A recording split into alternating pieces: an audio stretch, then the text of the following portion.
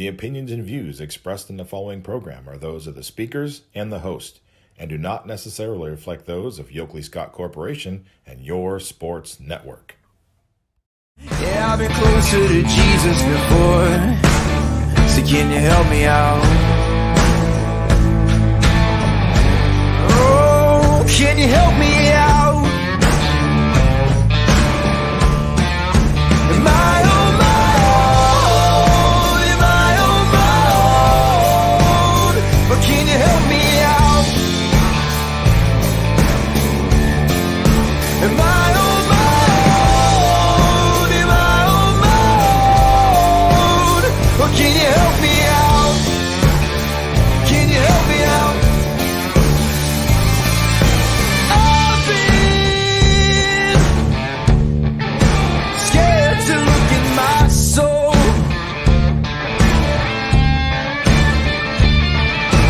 I've been afraid I would follow the road. Yeah, afraid of the things I've been told. And hello, everybody. Welcome inside a wonderful Tuesday episode of Running Point on ysnlive.com, brought to you by our good friends at Greenwood Chevrolet in Austintown. I'm going to put them in the top right-hand corner of the screen so you know where to go if you are in the market for a new or used vehicle. There's no better place than Greenwood Chevrolet. They will take care of you right there, as you can see. They go the extra mile. Like I said, we try to do the same here on this show every single day, and we thank them for their constant sponsorship of Running Point and everything that we do at YSN. They're not just a Running Point sponsor, they're a big sponsor for the network. So thank you, Greenwood Chevrolet, for all that you do. And once again, today's show and every show on Running Point brought to you by them. We have a lot to get through today. First and foremost, like we always do, we're going to recap the action from last night. We had Class B baseball. Let's dive into it and head over to the Class B website. See what was going on last night down there at Bob Scene Park. 18U was in action last night. That's where we're at. We'll go to the game schedule and see what went down. Yeah, switch it to Monday. So here we go. We start off with the first game of the night, Athletics and Ballistic.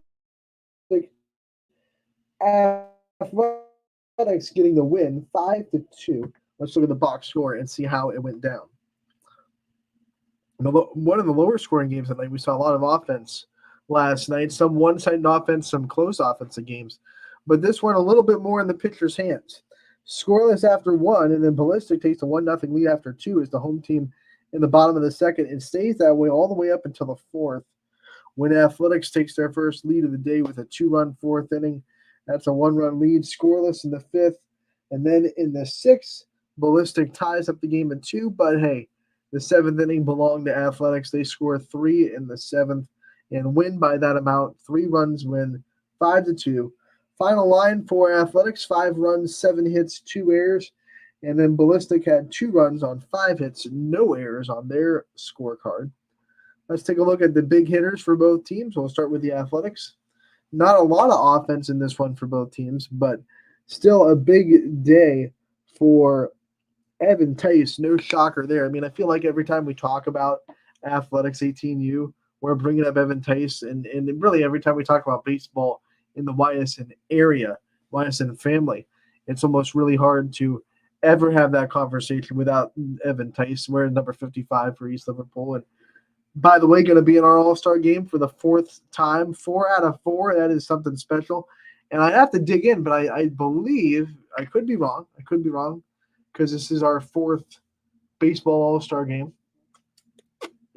But I believe the only person to do that be 4 for 4 in baseball or softball.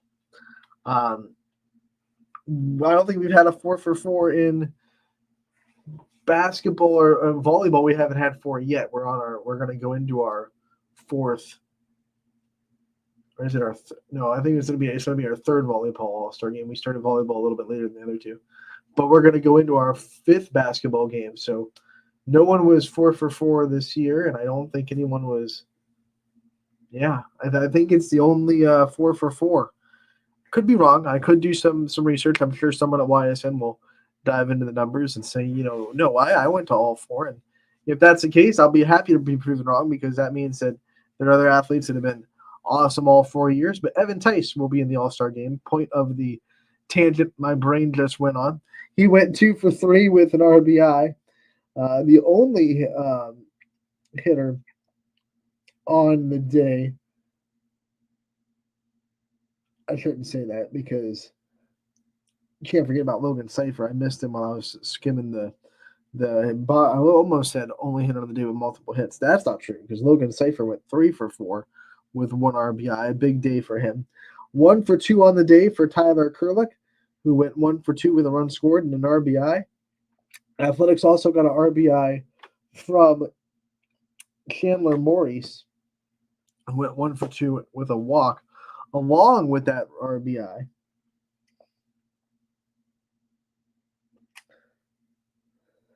Am I missing one? No, I got all of them. Okay. So all the RBIs are accounted for. Let's take a look at the pitching for Athletics. It was Anthony Treveri got the start with the complete game, 7 innings, just 1 earned run given up, 5 hits, struck out 6, walked none. We've seen a couple of pitchers and pitching staffs, I should say, through the Class B year struggle with those walk numbers, but Anthony Treveri does a really good job not allowing any free bases last night. Walking 0, striking out 6. It's a great strikeout to walk ratio. Any coach would take a 6 to 0 strikeout to walk. That goes up to 12 to 1, by the way. So like if you had 1 walk, then you'd add six more strikeouts probably, and I think any coach in the world would take that. Go over to ballistic hitting. They had an RBI from Nick Carpiano, who went 1 for 3 with the RBI. Also an RBI from Elijah Muckle, who went 1 for 3 on the day. You had a couple of hits spread out the rest of the lineup, as RJ Fisher went 1 for 2 with a run scored. Hunter Wilson went 1 for 3. And you have Ian Wong going 1 for 2 on the day as well. Boyd Kuritz scored a run for ballistic. Pitching was not terrible, was not bad. Kyle Gibson had a great start, 6 innings pitched. Did give up the 4 runs on 6 hits, but he also struck out 8, walked just 3. Tyler Wright came in an inning, gave up the 1 run, the 1 hit, struck out a pair. So ballistic pitching, they got their strikeouts. They gave up a couple hits. I think it was just the timing of it, right? The timely hitting, and a really good start that the numbers don't do justice for Gibson, because you look at the box score, we go back up to the top, it was a 2-2 game going into the 7th. He just could not quite get out of the 7th, giving up 2 of those 3 runs in the 7th inning. Tyler Wright came up and gave up an earned run as well, pitching that last frame. So just a little bit of running out of gas at the end, but a great start and a great job by Gibson to keep his team in the game, which is all you want pitchers to do, is keep their team in it, give your team an opportunity, give the bats an opportunity to go out there and win. And he did a really good job. This is a really good Athletics offense, and holding them to just 6 hits isn't necessarily easy at all. So once again, Athletics beat Ballistic in the first game of the night last night, 5-2, your final score. Let's go back to the game schedule and see what we got next. Creekside getting shut out by the 3B Barons, the new kids on the block, with a big win, 7-0 over Creekside. Let's see how it went down. 3 runs for the Barons in the first, setting the tone. They added 1 in the second, and then they added 2 more in the third, 1 more for good measure in the fifth. 7 runs on 11 hits, no errors for the Barons. No runs and just 4 hits and 1 error for Creekside. So a tough day for Creekside's offense. The Barons hitting looks like this. 3 RBIs from Aiden Linedecker, who went 1 for 2 with a run scored. And those 3 RBI. They also had an RBI from Mike Del Duca, who went 1 for 3. An RBI from Tommy Caroly, who went 2 for 4 with a run scored. You had an RBI there from Chase Baron, who went 2 for 3 with 2 runs scored, and a walk as well as the RBI. And then Hunter Toronto went 2 for 3 with an RBI, a walk, and a run scored. So a lot of good things coming from that lineup. In fact, only one hitter was without a hit.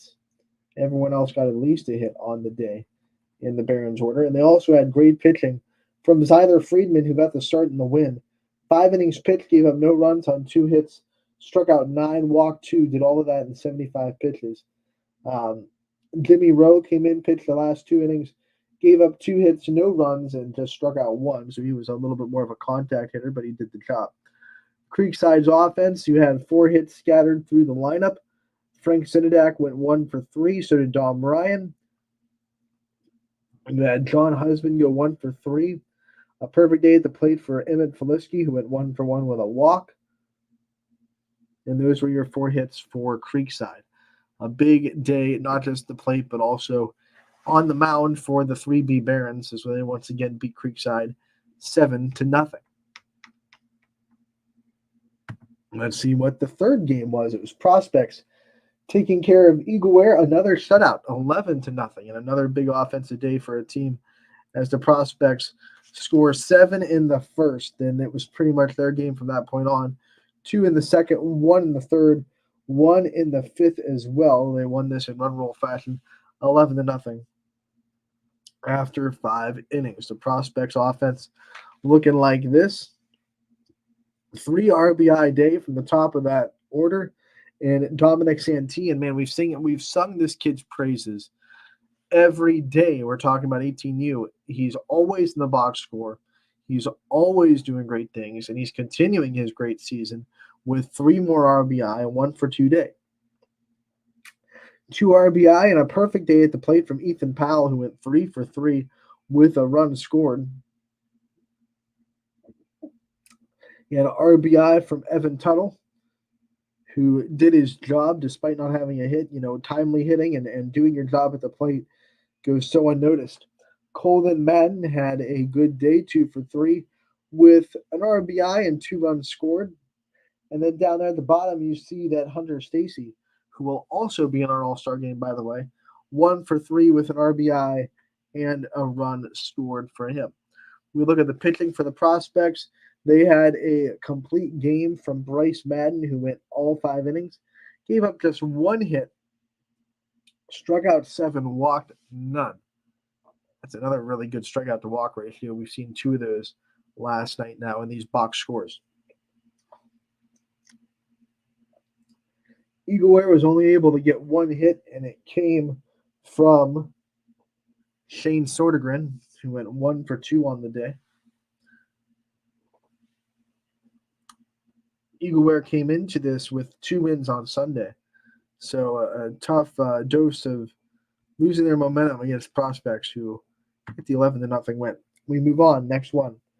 Astro Falcons in a hitting affair with Avalanche, but their offense comes out on top with a 10-7 win over the Avalanche. They had a 1-0 lead after 1, and then a 4-0 lead after 2. Avalanche comes back, scores 2 in the third. They cut the lead in half. Astro Falcons score 1 in the fourth, 2 in the fifth, and then the Avalanche make their comeback bid with 5 runs in the top of the 6th to tie up the game, but they could not hold it. Astro Falcons scored 3 more in the bottom of the 6th, and then a scoreless 7th to kind of calm everything down as the Astro Falcons win 10-7. Let's take a look at the Astro Falcons offense and who had the big days at the plate for them. 3 RBI day for Jay Rona, who went 2 for 4 with a run scored. Then you had 2 RBIs from Blake Primrose, who went 2 for 3 with a walk as well. You had an RBI from Andres Herkmans. RBI day from Brady Miller, who went 1 for 3 with a walk and a run scored. You also had an RBI from Air Fox, who went 2 for 2 with a run scored, an RBI and 2 walks. You had an RBI from Ben Kern, who went 1 for 3 with that RBI. 1 for 3 day for Liam McElroy, who went 1 for 3 with 2 runs scored and a walk. RBI and a 2-hit day from Michael Gunn Jr., 2 for 4 with 2 runs for him. The pitching for Astro Falcons, Jacob Hayes got the win. He went 2 innings, he gave up 5 hits, 5 runs, struck out 3. We go to the Avalanche hitting, and it looks like this. They had a 2 RBI day from Owen Dye and a 3 RBI day from Noah Filson. Those two combined for 5 RBIs in the bottom of the list. Um, Dye went 1 for 3 with a run scored. Filson went 2 for 4 with a run scored. He had an RBI as well at the top from Jack Strausser, who went 1 for 2 with a walk. RBI day on a 1 for 2 day for David Moyer as well for Avalanche. They drew 4 walks and only struck out, well, they did strike out 11 times. I'm sorry, I saw the wrong number there. But drew 4 walks on the day from 4 different hitters. See, their Astro Falcons struck out 11 as a team, and they only struck out 3 times. We talked about this before, how the Astro Falcons lineup is a hard bunch to strike out. They're constantly putting the ball in play, which is why they're so tough to defend. We've only seen a handful of teams this year have elevated strikeout numbers against the Astro Falcons. And the one time we saw it, it wasn't even a win. I mean, you do that, you're still not guaranteed a win against this team. Let's go to the next one and the final one as well. 5-1 win, Dura Edge over Nightline as the nightcap in 18U Monday. Let's look at how it went. Dura Edge scored all 5 of their runs in the second inning. He held Nightline scoreless until they chopped one up in the 6th inning to win, to secure the win for Dura Edge 5-1. 5 runs, 5 hits, 1 error for Dura Edge, 1 run, 6 hits, 2 errors for Nightline. So even though Nightline out hit Dura Edge, it did not matter. Dura Edge hitters, they had looked like this. A 1 for 4 day from Tanner Stricko and an RBI and a run scored. A 1 for 3 day for Eddie Dolansky, who also had an RBI. And then they had 1 RBI from a hitless day from Nathan McGanahan. McGanagan. Hope I'm saying that right.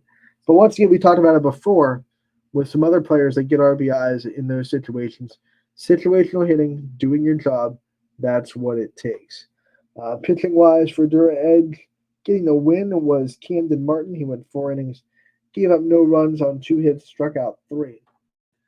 Nightline hitters, you had 1 run on the day, but it did not come from an RBI. They did have Austin Biggin with a 2 for 3 day and a run scored. You had a 1 for 2 day from Santino Cambati, who went 1 for 2 with a walk. A 1 for 2 day from Nate Freeland, who went 1 for 2. And a 1-hit day from Mike Schiavicki, who went 1 for 2 with a walk. Freeland took the loss. He went 1 2/3, gave up 3 earned runs on 4 hits, struck out 1. They had Tyler Hawk come in relief, gave up no runs on 1 hit and 5 1/3. So he did a good job holding Dura Edge down, once again giving the team a chance to come back. But Dura Edge's pitching was up for the task, and just too much for Nightline. Could not come back in this game. 5-1, Dura Edge gets the win. Now let's go into the standings real quick and see where we are now. We haven't been talking about Class B baseball since Friday, so a lot has gone down since then. The Astro Falcons still in the lead, still a game and a half up, just like they were when we last saw the standings. But the second place team has changed. Used to be Athletics. The 3B Barons have taken the lead there with a 14-3 record. Athletics still in the hunt, 13-5. And then you have a couple of teams sitting at the 9-win mark, as Dura Edge and Creekside are 9-8 and 9-9 respectively. Avalanche sitting next at 8-10. You have 8-10 Ballistic, 7-11 Prospects, Nightline 4-13, Eagleware 0-17 on the year, I should say. When we come to 18U, the next games up for the age division are going to be on Thursday. There's 5 games on Thursday for 18U. A little bit of a different day split up this week for when these age divisions are playing. All season it's been Monday, Wednesday, Friday, but this particular week it's going to be Monday and Thursday and Friday for 18U. While we're here, let's hop into 16U and see what we have on tap tonight for them. They'll be playing on a Tuesday. And we have 5 games going on at Bob Seton Park. It's going to be a hot one, by the way. 5:30 Ballistic and 3B Barons on Scene 1. Prospects and Athletics are going to be on Scene 2 at 5:30. 8 o'clock, Creekside and Avalanche take on each other at Scene 3. A to Z Athletics and Eagleware squaring off on Scene 1 at 8 o'clock. And then Nightline, Astro Falcons, and Nightcap on Scene 3 at 8 o'clock. That's 16U. Let's look at their standings as we preview what's at stake tonight in the standings for 16U. Avalanche out in front with a 12-2 record. They are tied now with the Astro Falcons, who have a 13-3 record. So both those teams looking to separate themselves a little bit. Prospects not too far behind with a 10-8 record. Creekside above 500 with a 9-7. 3B Barons are 9-7. Athletics are 8-7. You have Ballistic at 6-8. Nightline and 6-10. 2-13 year for Eagleware and a 2-13 year so far for A to Z Athletics. So that's how 16U standings are shaking up right now. And once again, 5 games tonight at Bob Seton Park. Let's take a look at the spreadsheet and tell you what games will be on the network and who will be taking care of you as far as broadcasting these games tonight. All the games will be on YSN. We're going to have Matt Marr on Scene 1 for Eagleware and A to Z, as well as Ballistic and 3B Barons. Eric Hughes will be on Scene 2 for Prospects and Athletics at 5:30. And then we'll have video-only coverage for the Scene 3 games, Creekside and Avalanche and Astro Falcons and Nightline.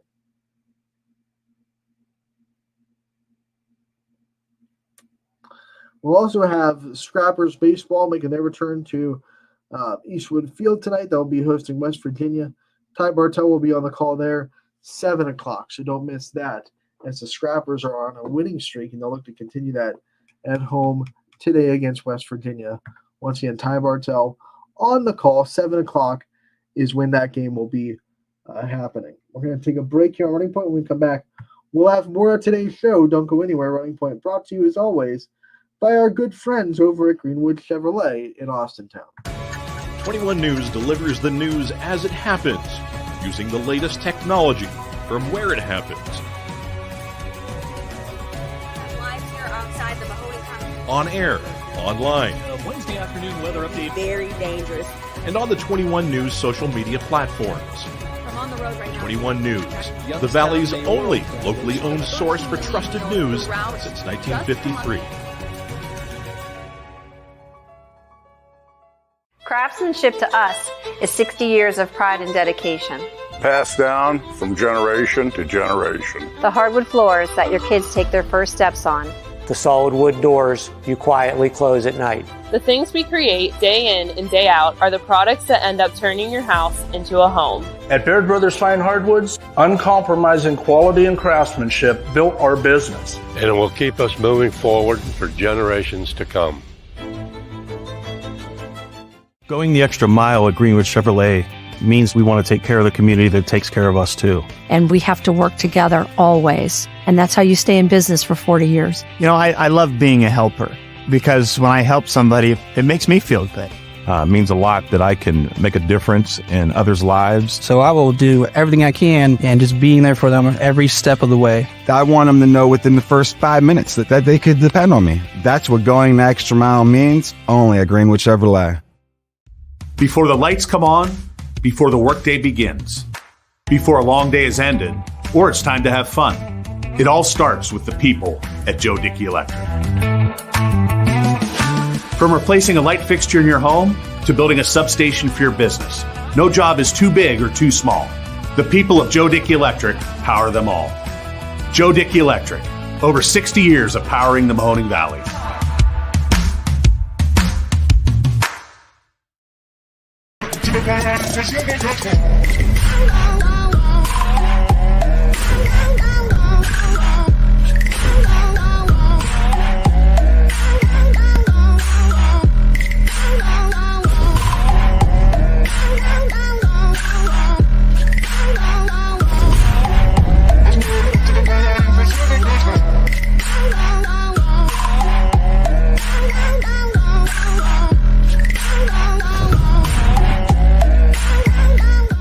Now you can see every school, to the smallest school, to the intermediate schools, to the schools in the outlying areas. It gives you coverage that you could just never get to before. It's something that's great to experience, and it's opened up a whole new wave of sports viewership.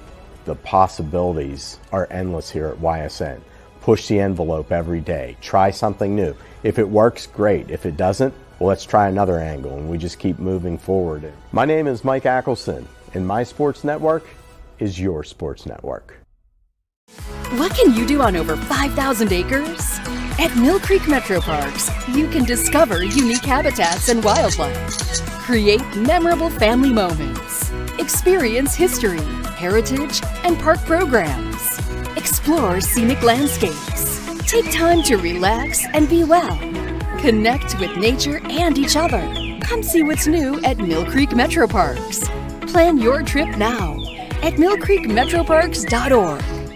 Going the extra mile at Greenwood Chevrolet means taking care of our local customers. And it's just a great feeling to put them in a vehicle and get them all excited about a new vehicle. At the end of the day, our goal is to be someone our customers can count on. And every day I'll go the extra mile for the community so they can trust us. To do anything that would convenience the customer or make them feel more at home. Realizing, number one, that we're here for them and that we're not going to go away.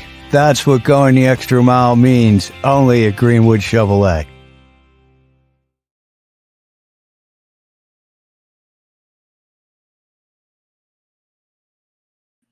Welcome back to Running Point on ysnlive.com, brought to you by our good friends over at Greenwood Chevrolet in Austintown. You just heard from them. They go the extra mile for you. Make sure to check them out if you are in the market for a new or used vehicle. Oh, no one takes better care of you than Greenwood Chevrolet in Austintown. That is blah.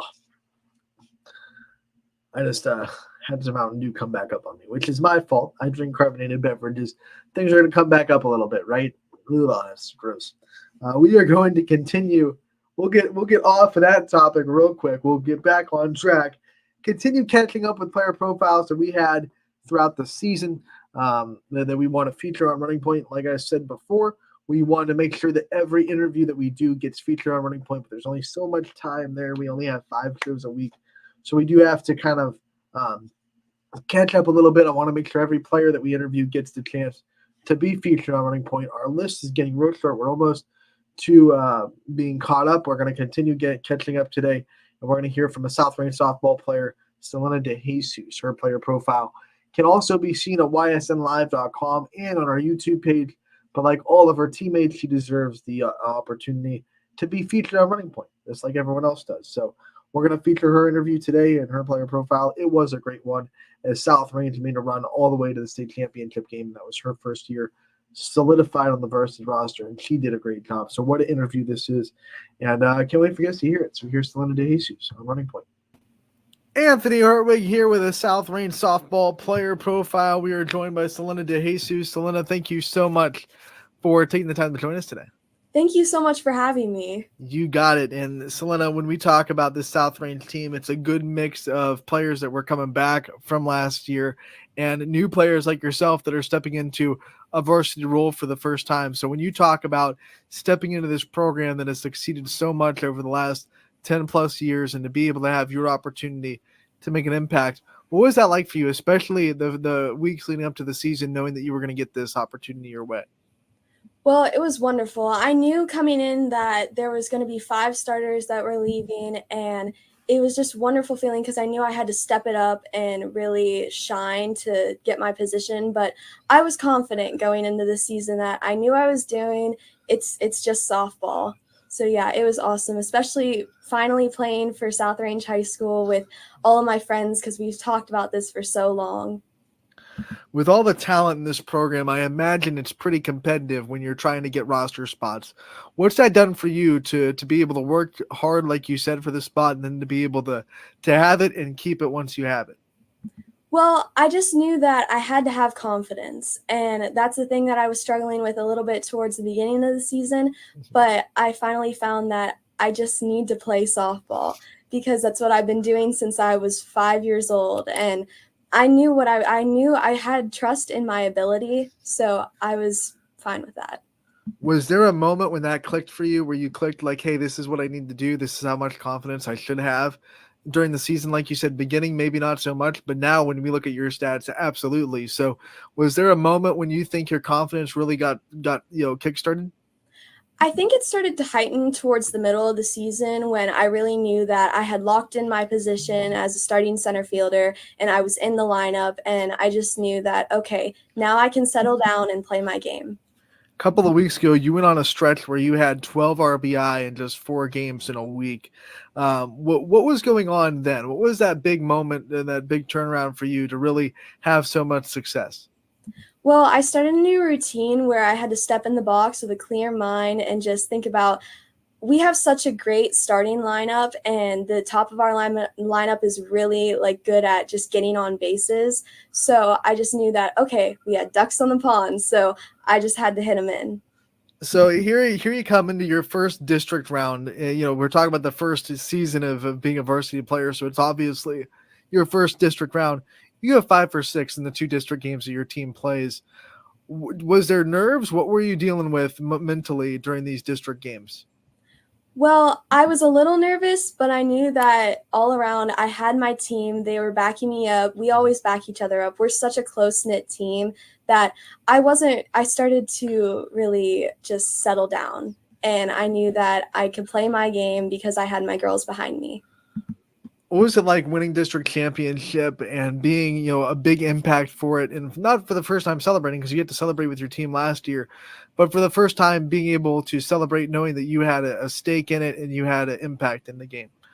Oh, it was wonderful. I mean, Jaylee, she did amazing on the mound, and it's wonderful having to finally have your dream fulfilled, as all of us, most of us, except for 2 people, have been playing together since we were in 8U, and those are Riley and Kira Brogan, but they're just so wonderful, and we love them so much that they feel like we've been playing with them since we were in 8U. So it's wonderful. I had a finally chance to celebrate with my girls. You talk about Riley, and she's part of this outfield that includes Gianna, that does not let a lot of balls drop. You guys are outfielders for life. What's it like to have this sisterhood out in the outfield, you 3 patrolling the big spacious outfield in that South Range softball field? It's wonderful. I mean, Riley and G, they're both because they're juniors, I can learn a lot from them. And we're really good at communicating and talking, and we're just very well connected. And I know I can always go to them and ask, hey, did I do this right? Did I do this wrong? What do I need to fix? And they'll always give me a straight answer. You get to sit out there in center and watch Jaylee Bolt do her work. And there are a lot of times when she gets into a strikeout groove where you don't get a lot of balls hit to you.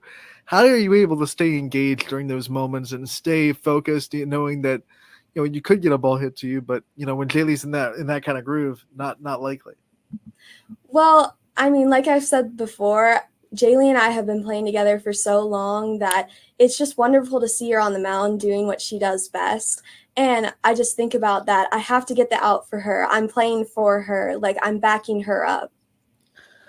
Being someone that has stepped into their first season and had so much success, you instantly become a role model for the JV players that want to do that eventually, or even the younger players that aren't in high school yet that want to be on this team in the future. They're looking at players like you that are stepping into their first year and having success.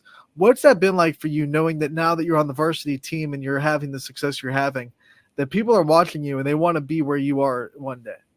Well, it's exciting. I mean, like I said before, I've been playing this game since I was 5 years old, and to finally think that there are other 5-year-olds that are watching me and looking up to me, it's really exciting that I know I have to do my job, and I think I have the ability to do that. When you were little growing up, watching the South Range program, which we said has been successful for a long time, who were some of those players that you watched and you looked up to and you wanted to kind of be like when you were at the first level? Well, the one player that I really can remember is Kerrigan Yannick. I mean, she's not a Yannick anymore, but she was when I first knew her. She was one of my first mentors in softball. I mean, she was one of my first pitching coaches also. Her and Maddie, her sister. It was wonderful seeing them go to state, and I actually got to be there for that game that they played. So she's one of the ones that really stood out to me. Do you still have like vivid memories of that state game at Firestone, watching that team in 2016, get to the state championship? Oh, I do, 100%. I can remember their camo jerseys and all of that. I can remember sitting with my friends and thinking, wow, I want to be the one to do that. How much do those memories fuel the hunger to get there yourself this year, to go and win these regional games and get to Firestone Stadium? Oh, it really does, 100%. I mean, we all want to make it to state, and I think that seeing that happen for those girls really pushes me and the other girls on my team to know that this is something that is achievable. And so I think we can do it. Selena, not only do you get to represent the front of your jersey in the South Range Raiders every time you put on a jersey, you also get to represent your family. So I want to talk about them a little bit and what makes them so special to you and what you think is so unique and special about your specific family. Well, my parents have always been there for me since I was 5 years old. They've always wanted me to get in the box, get on the mound, do anything that I can to reach the highest level. But it was really my dad. He's always been my biggest supporter. He was my first coach, everything. He's always gone out into the yard to help me pitch if I needed a pitch, or if my hitting was struggling, we would always go work on that. He would come to all the lessons, and he was just always there for me. And I really want to thank him because I wouldn't be standing here if it wasn't for him. When we talk about softball players, you got to talk about that dad coach mentality, because most softball players have a dad that is trying to be their coach a little bit and is instrumental in their journey. What's the dynamic like between you two now that he gets to watch you and not coach you as much? And do you still get a lot of advice from him on things that you did in the games, and how much has he embraced transitioning into more of a supportive role? Well, I think it's a lot less hard for him to actually, he would get really hyped up during games, and I think now he can settle down a little bit and be like, okay, my job is done. I've passed her on to the high school level. But he's always the first person that I go to whenever something's struggling. I'd be like, what do I need to fix? And he always knows. So it's just wonderful. All right, so we talked about representing your family. Now I want to talk about representing the school system at South Range. What makes that so important to you? What makes you so proud to be a Raider and so proud to be a part of this school system? Well, I've been here since kindergarten, so the fact that I'm finally getting to the high school level and starting, it's a wonderful feeling that I watched those girls and now I am that girl that the little girls look up to. When we talk about you in the classroom, what are some of your favorite subjects to study and some of the things that you love learning about? Well, I think my favorite subject right now would be history. I did take AP history and it was a lot of work, but it all paid off in the end. I also took it with a lot of close friends, so we really helped each other, but that's probably my favorite subject.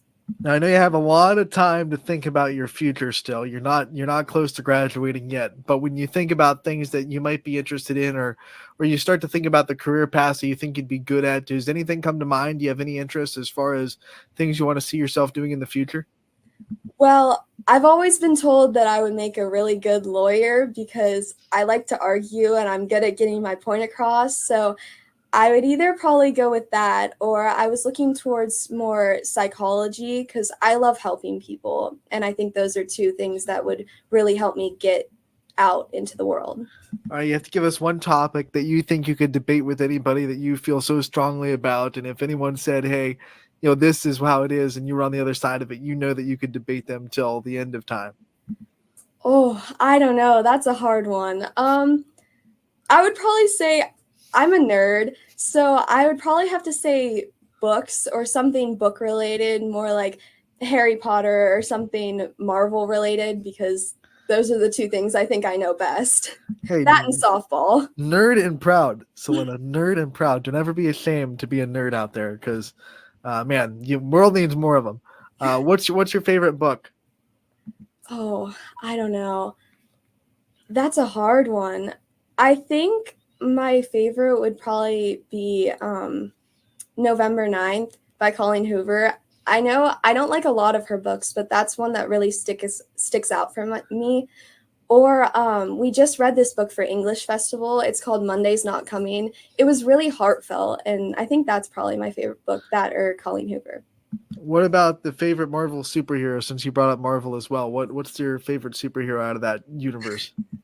I don't know. I mean, I don't know if I would consider him a superhero, but he kind of is towards the end. I think I would pick Bucky Barnes. He's definitely my favorite. That or Black Widow. I mean, she's awesome.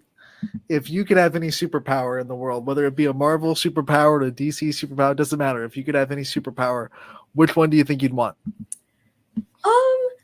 I mean, I'm always late for stuff, so I think probably teleportation. That would help me a lot. Well, you don't need super speed because we know how fast you are on the base pass already. Selena, one of the things that we do at the end of these player profiles, we always give the player the chance to thank their support system, the people that have been there with them throughout their career. And I want to give you the time to, give out your thanks, give out your shout outs. We give you as much time as you want. We're not going to cut you off like the Oscars. So as much time as you want to give as many shout outs as you need. Go ahead and do it. All right. Well, first, I'd like to shout out, I mean, I already did before, but Maddie and Kerrigan Yannick, they started me off as in pitching and in softball as a whole. And then they passed me off to my new pitching coach, Erin Gabriel. She's the best. And I also hit with her dad, George Gabriel. They're both wonderful people, and I'd like to shout them out. And I'd like to shout out my athletics coaches, Coach George Jarecki and Gary Jones. They're wonderful coaches. I wouldn't be here without them, and I can't wait to play with them this summer. And that's it, except for I want to shout out my parents again because I wouldn't be here without them. They're wonderful. They're such a great support system, and especially my dad. And I want to thank the entire Raider community for always being there for me. All right, Selena, we want to thank you so much for taking the time to join us, giving us a little insight on how your season has gone. Wish you the best of luck this Wednesday in the regional semifinals. We hope this journey goes as long as possible. We hope you're holding the big trophy at the end of it, too. So we thank you for your time. We wish you the best of luck, and we'll talk to you again real soon. Thank you so much for having me. It was a pleasure. That was Selena De Jesus from South Range being featured on today's episode of Running Point. And like I said, we're catching up with players that we have gotten throughout the whole season, trying to get everyone featured on the show because it's an open opportunity, right? When you get interviewed, you can be featured on Running Point. But we have a limited amount of time in season that we can get people featured on the show. And we try to do one per show if we can to fit in times for recaps and all the other things that this show has to do. So yeah, that was a great interview with Selena De Jesus, as I said before. The full interview, if you missed it today in its entirety, can be found at ysnlive.com. Also, it's on our YouTube page, so don't miss that either. Go over to our YouTube page and check out that interviews and all the player profiles, all the post-game interviews, all the game highlights. We got some full games on there, coaches' corners, all that fun stuff, all on our YouTube page. Make sure to go over there, subscribe, and hit that notification bell so you never miss any of the video content that we put up on our channel. That being said, with a little bit of time left, we can talk about something in the softball world. Shocker, wearing the USA softball hat. And I'm a softball fan. We have some time. And one of the big topics that has sprung up in the last couple of days, if you are a softball fan, the Nigerian Kennedy transfer from Stanford to unknown destination. She's kind of opened up her transfer, and she's also been listed as open contact, which means she's not transferring for a specific team. She's opening up her recruiting to anyone that wants to talk to her. So it has sparked a lot of the transfer portal and NIL conversations. Is this good for the sports? Is this good for college sports? And it's not like she's the only one that transferred, and it's not like Kennedy's transfer is somehow bigger than all the rest. But I think because it was such a big name, Player of the Year, it sparked the conversation, and then it added. We have more people in the transfer portal than ever before. I think there's over 2,000. It's people are going from one place to the other, and it's brought up a lot of conversations about NIL, which softball-wise is one of the more marketable women's sports in college to transfer yourself to. You can go to a program and you can make good NIL money because college softball right now is so popular. You saw the crowds they're getting at the WCWS, and we see that the ratings for the World Series for college softball outperform the ratings for college baseball. So we see probably in the market, I would assume, and I have no numbers in front of me to back this up, so this is just my headspace, but I would assume that college softball is probably one of the more profitable NIL markets for a woman athlete. That being said, there's obviously going to, I said that word, I've been doing so good lately too, but I've lost my tally. I don't know where we're at. I had it over here. My room got cleaned over the weekend, and I accidentally threw it away. So I have no idea what number we're at. Sorry. I let all the people that are counting with me deflate it down a little bit. But back to the topic.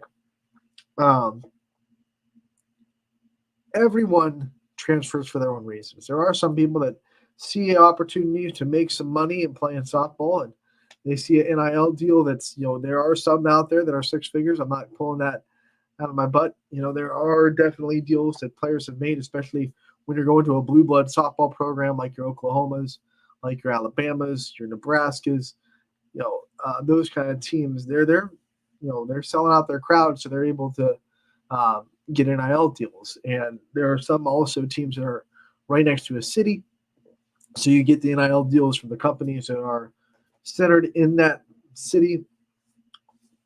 So there are definitely players that are transferring for that reason. There are players that are transferring because they're not a good fit, or there are players that are transferring because their coach left. A lot of different reasons for someone to transfer. That's why I don't like making blanket statements of saying transfer portal is bad because everyone's going for NIL money, because that's not true. There are people that are, for sure. There are definitely people that are going out there to say, I just want a better opportunity. I want more money. I want whatever. It's become kind of a shopping grounds. But remember, back when NIL was starting to be a thing, we as a sports fan community, as a society of sports fans, we wanted this really bad. We wanted players to be able to not be held to a super stingy, protocol set up by the NCAA where they couldn't do anything with their name, image, and likeness. We turned it into a business, right? We've turned it into an absolute money business.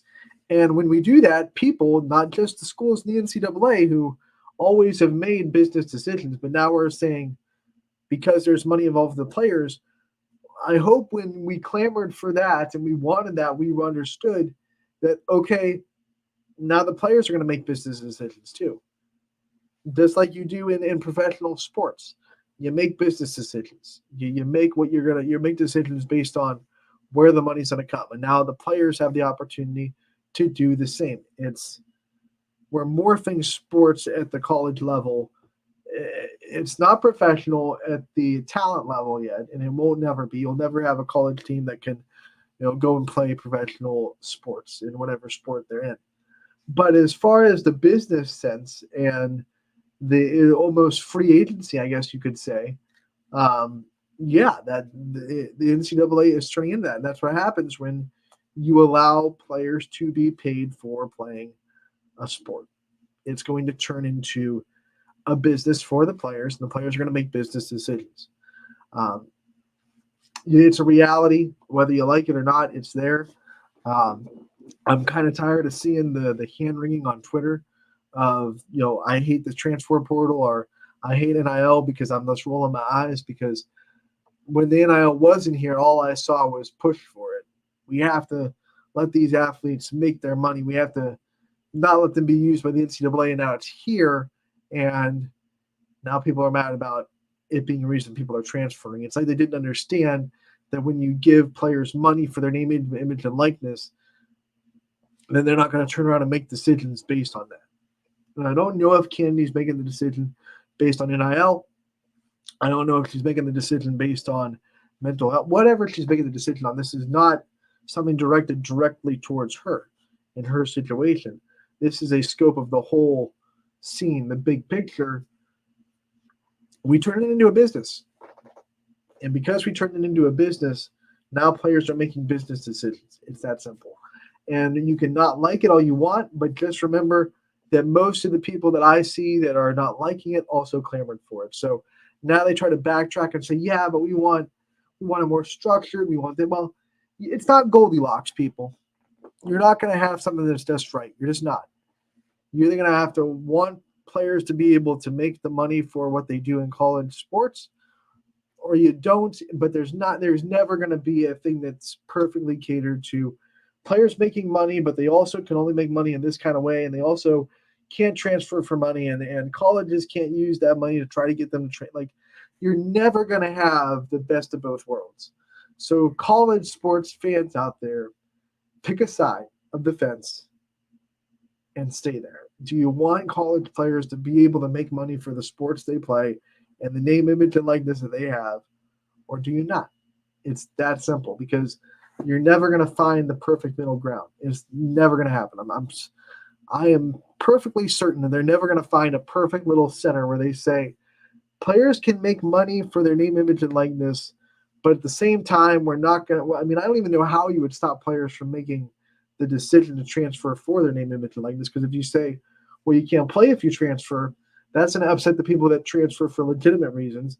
And then how do you decide what reason is legitimate? And then, aren't you taking away their NIL if you're saying they can't play? So isn't that going to hurt the people that making the argument that they deserve NIL? Because no one's going to pay them if they're not going to play for that season or half that season. I wouldn't pay a player for a full season of NIL deals if they're only going to play half the season. I wouldn't do it. I don't think a lot of businesses would. So you can't be Goldilocks here in this conversation. Goldilocks is a great children's story. It's fun, it's entertaining, but Goldilocks is not the hero, guys, in that story either. Goldilocks got caught because she had to have everything just right. And sometimes in life, that's the moral of the story. If you wait for things to be just right, just exactly the way you want them, and nothing more, no wiggle room at all. Goldilocks had no wiggle room. This is too big. This is too small. I want one that's perfectly my size, perfectly my temperature. Well, Goldilocks got caught. And I bet in the original story, probably got eaten by the bears. Probably got turned into dinner. They probably said, screw the porridge, let's eat the little girl. Sad but true. Most of those grim story tales end in very gruesome ways that we've kind of watered way, way, way, way down and turned into kid stories, right? You can go read the original Cinderella. It's gruesome. But the moral of the story, again, don't be Goldilocks when you're especially college sports in the way it is right now. The world is in right now. If you're trying to find the perfect solution that's just right, it's not there. You have to pick a side. You have to pick, do I accept some things that are going to happen because I want players to be paid for their name, image, and likeness, and I think they deserve that? Or do I want to go back to them not being able to be paid for the name, image, and likeness and take the drawbacks of that? Because there are drawbacks from both sides. And I will remind everyone also that the transfer portal was heating up before NIL became a thing too. So I think kids are still going to transfer even if you took NIL out of the question. It might not have grown at the rate it is right now, but it'd still be there.